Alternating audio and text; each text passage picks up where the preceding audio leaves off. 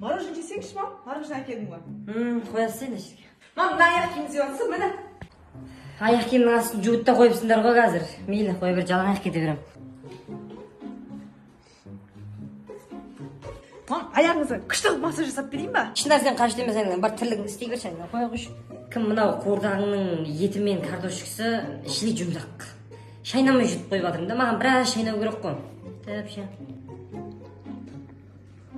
Ту, не істесек те жақпатып қоя, қазір сатып алам ғой мен енемнің настроениясын. Ал вообще, падишах магазин ғой, а? Ашықсыздар ма, бәлкім біз қазір 10 минутта боламыз.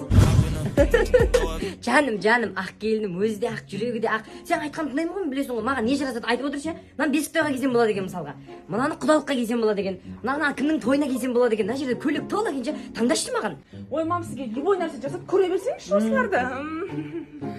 Ойпырмай, осындай актриса ене көргесіңдер ма? Мам, 5 көйлек алдық, осы настроениемен 5 ай күшті жүріңізші, күшті настроениемен. Конечно, айналайын, рахмет саған. Арасы жегіп бара жатқан сияқты ма? Ау? Ештеңе күшті.